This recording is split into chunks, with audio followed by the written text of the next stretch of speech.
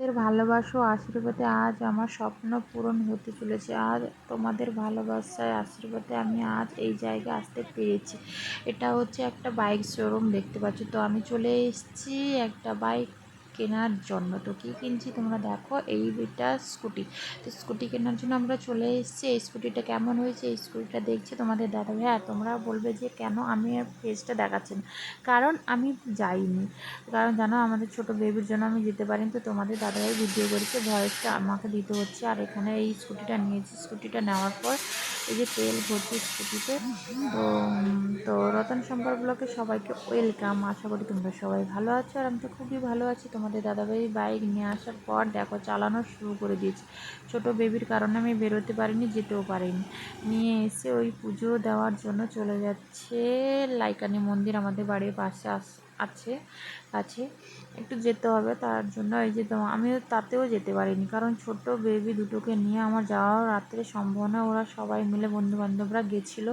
এই যে দেখতে পাচ্ছি লাইকানি মন্দিরে চলে এসছে তো গাড়িটাকে পুজো করার জন্য। তো তোমাদের ভালোবাসা আশীর্বাদে আজ আমি এই জায়গায় আসতে পেরেছি। আর হ্যাঁ, আমার ভয়েসটা একটু মোটা লাগছে, কারণ তোমরা জানো যে আমি রাত্রে সবসময় ভয়েসটা দিই। বেবি ঘুমিয়ে যাওয়ার পর, আমার বাচ্চার দুজন ঘুমিয়ে যাওয়ার পর ভয়েসটা আমাকে দিতে হয়, তার জন্য একটু মোটা মোটা লাগছে। তোমরা অ্যাডজাস্ট করে নিয়ে, তোমরা সব জানি তোমরা আমাকে অনেক ভালোবাসো আর আমার পাশে সবসময় থাকো, আর সবসময় থাকবেও। আর তোমাদের দাদাভাই চলে যাচ্ছে পুজো দেবে বলে। তো সবই তোমাদের ভালোবাসা আশীর্বাদে, আর তোমাদের দাদাভাইয়ের অনেক দিনের স্বপ্ন একটা বলতে পারো। যেহেতু সবসময় তো আর যাওয়া যায় না, পরপর ফ্যামিলি সাইকেলে তো যাওয়া সম্ভব হয় না। তো ফ্যামিলি অনেকটাও বেড়ে গেছে, তোমরা জানো। আর দেখো এখানে ব্রাহ্মণ, আমি তো জানো কথা বলতেই থাকি, কথা শেষ আর হয় না। আর দেখো এখানে ব্রাহ্মণ ঠাকুর পুজো করছে আমাদের স্কুটিটাকে।